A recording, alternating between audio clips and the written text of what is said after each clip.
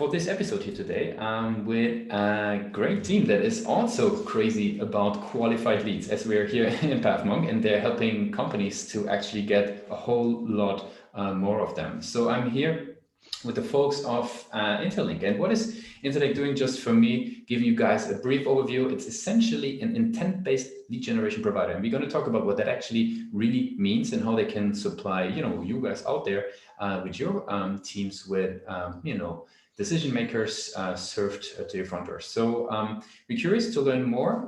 We have Jay and Andrew from the team here who are heading up the operations and sales. So I'm very curious to get their insights. So Jay, Andrew, welcome to the show. Thank you for having us. Thank you. Very good. So maybe let's, Jay, start with yourself. Maybe give us an overview. What is Interlink all about in your own words? Maybe you could give us, a breakdown. Of course. I think Interlink is mainly here. We're a fairly young business. We're 3 years into the market, but Andy and I have been in this industry for about 10 years now. And the reason we started the company was purely just to make sure that our clients are getting the best service possible when it comes to quality. So utilizing intent data to be more intelligent with the targeting.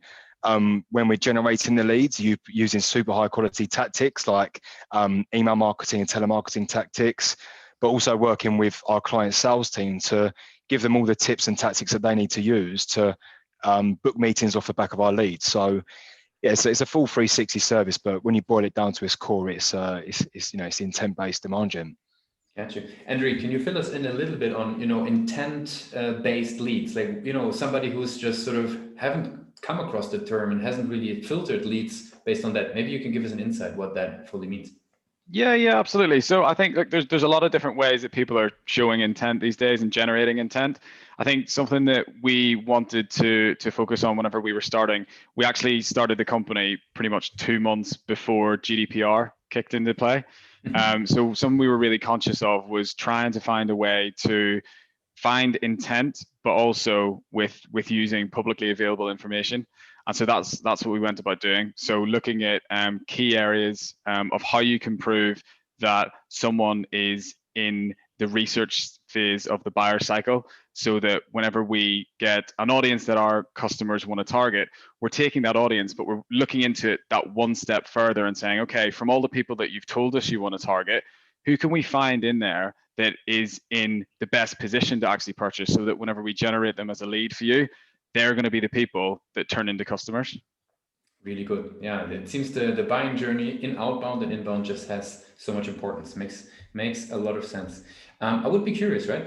Maybe Jay, you can fill us in there a little bit, since you've been working quite a bit sort of in outreach and the sales area of the company. Who would be a typical client for Interlink? Like, for everybody who's listening out there trying to figure out if it's right for them, what's a typical client looking like?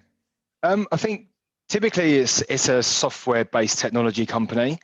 But then again, we've recently onboarded a new client, which is a corporate travel management company. And, for us, it was a new type of client. We onboarded them and they've had some amazing results. They're booking meetings off the back of the leads we're generating. So I think it's any business that's looking to sell a service that is essentially a fairly high average order value, because obviously you have to pay a cost per lead.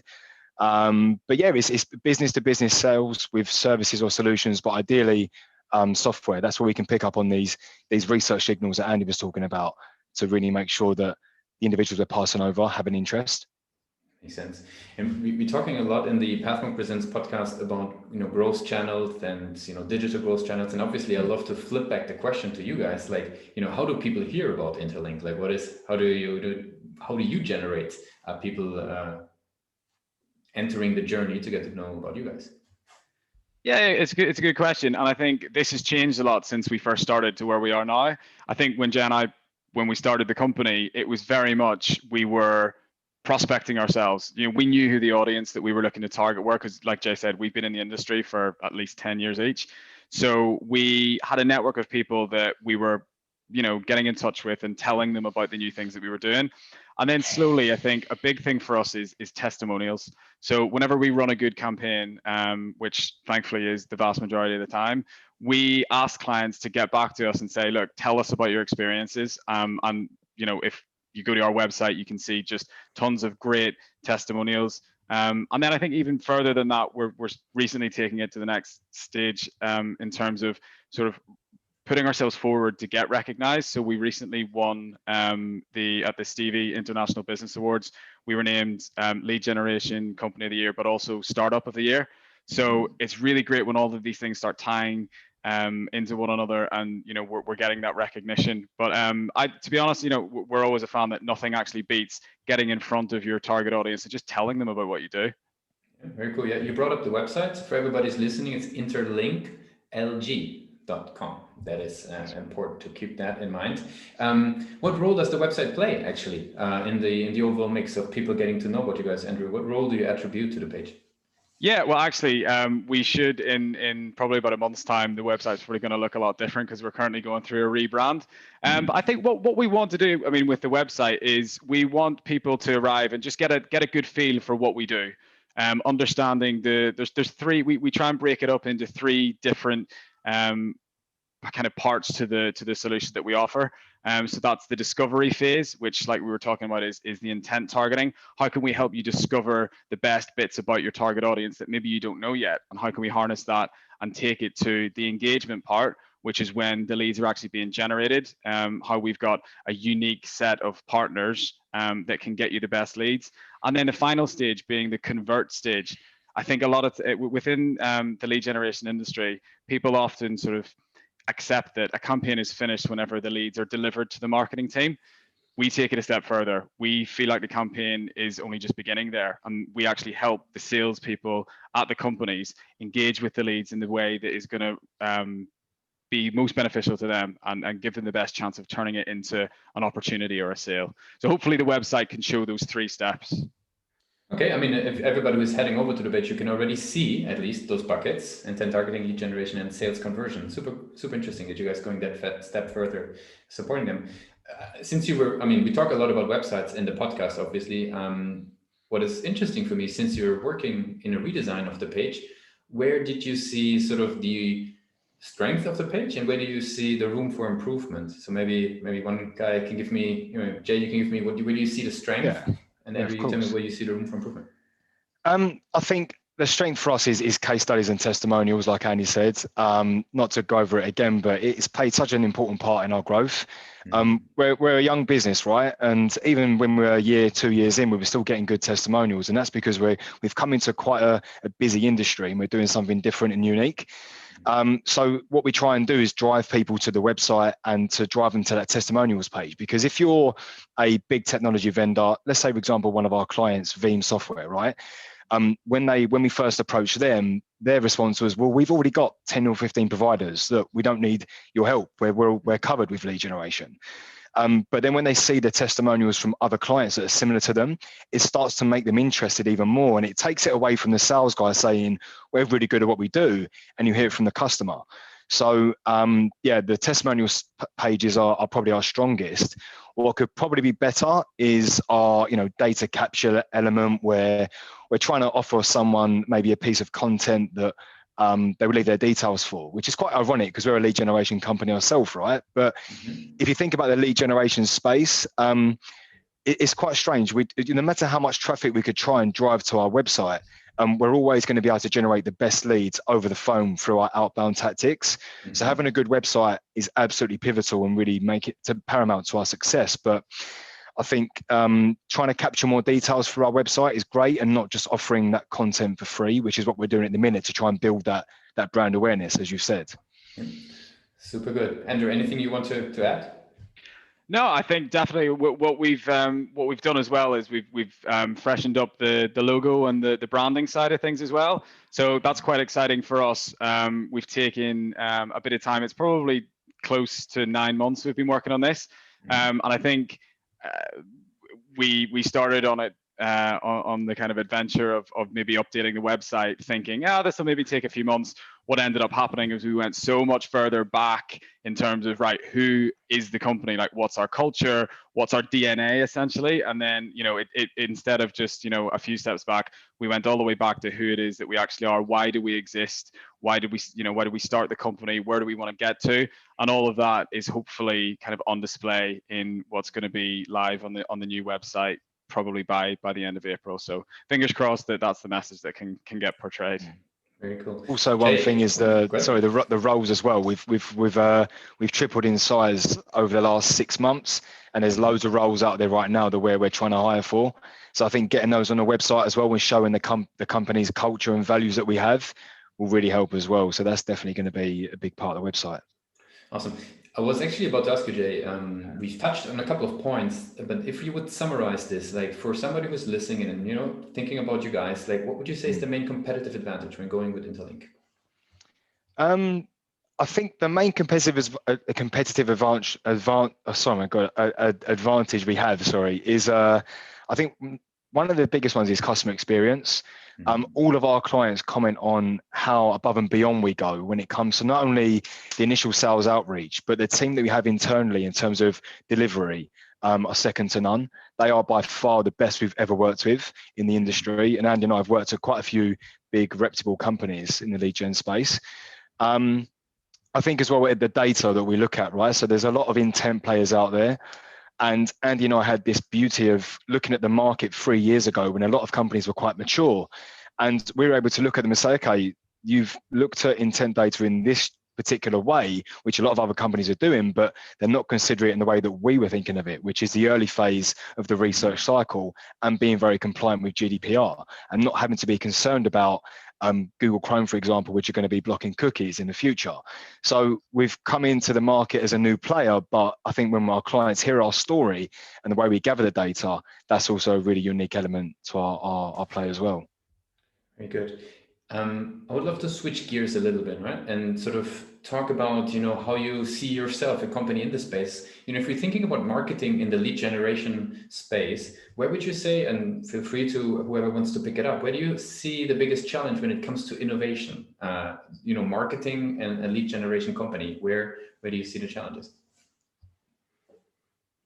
Yeah, it's an interesting one. I think some of the challenge that we sort of saw from the outset was that there often is a disconnect between the marketing department and the sales department.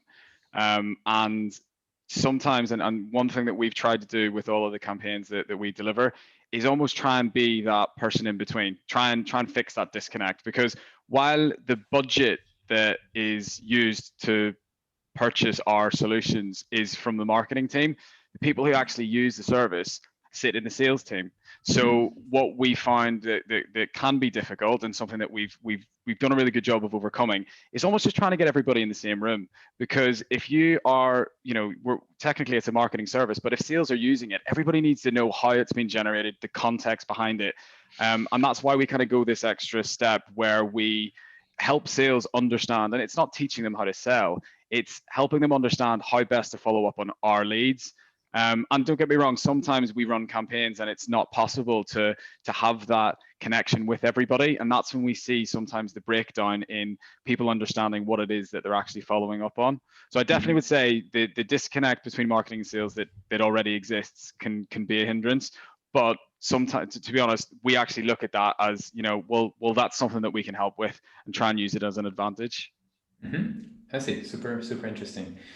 Since we sort of, slowly coming to an end of the interview, I would love to learn a little bit about you guys more, right? So you seem to be like a super strong team building up the company there. I would be curious, and that goes to each of you, like how do you keep on educating yourself, right? With all the information out there, like how do you choose where and what you read, and how do you filter maybe, one of each other? It's a challenge, right? Because you've got the day-to-day of running the business, and then when it gets to the end of the day, which, I guess there is never really an end to the day, you want to find time to dedicate to self-development and growth, which we're really big on. I think it could be a whole wide range of educational elements. So, for example, when we first launched the business, just understanding what it's like to be a founder. There's a great book called The Founder's Dilemma, which both Andy and I have read, and there's a lot to take away from that book and things that individuals have gone through before you have, and you can kind of fast track yourself somewhat to understanding what challenges you're going to face. And then there's also different sales books and different sales podcasts that we listen to on a regular basis, so that we not only use them ourselves, but we can kind of teach and coach the team internally as well and give them some tips and tactics. So I think it comes in the form of many different channels, but books, audio books, podcasts. We're big into self-development, so dedicating time each week to just switching off from work and also just thinking of ideas, allowing your creative juices to flow is so important, especially being in the position that we are. You know, we're responsible for driving the business forward. So absolutely, it's a key part of what we do. Andrew, anything to add from your side? Yeah, I mean, totally agree with everything Jay said. I think we've also been lucky. Jay and I worked with each other before starting the company at a few different places. And I think throughout our careers, we've been really lucky to meet and become friendly with people within the industry that have really helped to influence us. So people that we've worked with in the past who have maybe like then gone on and started their own thing, and we can really learn from those people, and they've definitely been very helpful to us. Yeah. And then also like we're not in a position that we think that we know all the answers all the time. And I think the fact that we've got such a strong team now of 15 plus people in the company, everybody kind of helps educate everybody on a daily basis. And we're very much have a culture of everybody coming to the table with ideas. Everybody has a valid opinion. So I think that's the kind of culture that we want to continue having, where we can all learn from each other and develop in that way as well. Cool. Since we're slowly coming to an end of the interview, I would love to jump into our rapid fire questions. I will shoot them one by one after each other to you guys, one after the other. So we'll start with Jay. Are you guys ready, actually, for the... Yes, let's go. Oh, yeah. Very good. So Jay, what's the last book you read? The Challenger Sale. Mm-hmm. Very famous one. Very good. Andrew, what's the one single thing the company is focused on the most at the moment? I would say fixing the disconnect between marketing and sales. Mm-hmm. Jay, if there would be no boundaries in technology, what's the one thing you want to have fixed for your company today? I'd say, oh, that's a tough one because we're doing a lot of software development as we speak. But I think speed, just getting, we're very impatient. We want things done yesterday. So the speed of software development production, absolutely. Mm-hmm. Andrew, what's the last thing that kept you awake at night about the company? How quickly we can get back into the office. I think we all really miss. We've had, like Jay said, we've grown like a crazy amount in the last year, and we've got half of the team that haven't even met each other. So I'm just so excited to get everybody in the same room together. Finally, whenever that'll happen. Very cool. Jay, and the very last one would be, if today would be your very first day, right, working together with Andrew on Interlink, what's the one advice that you would give yourself? Get on the phone ASAP. Start making some calls, because that's where we started, and that's what got us to where we are today. Just tenacity and just a lot of persistence as well. But yeah, without the phone, we probably wouldn't be here today. Very cool. Guys, I really appreciate that you were part of PathMonk Presents with us today. Andrew, I want to give you this time the last word. Right? If somebody would be forgetting everything that we just discussed about Interlink, what's the one thing that they should remember? Well, that's good. I would say that the reason that we started the company was to improve the lead generation industry. And that was what it was on day one, and that's what it still is 3 years later. So that's not going to change. And everything that we do and everything that the team is doing is striving towards that. So the company that we are is trying to make the industry better. And I think we've done a pretty good job of it the first 3 years. So we're excited to see where we can get to. Very good. Guys, thanks for being part of PathMonk Presents. Thank you for having us. Thanks, Cheers, Lucas.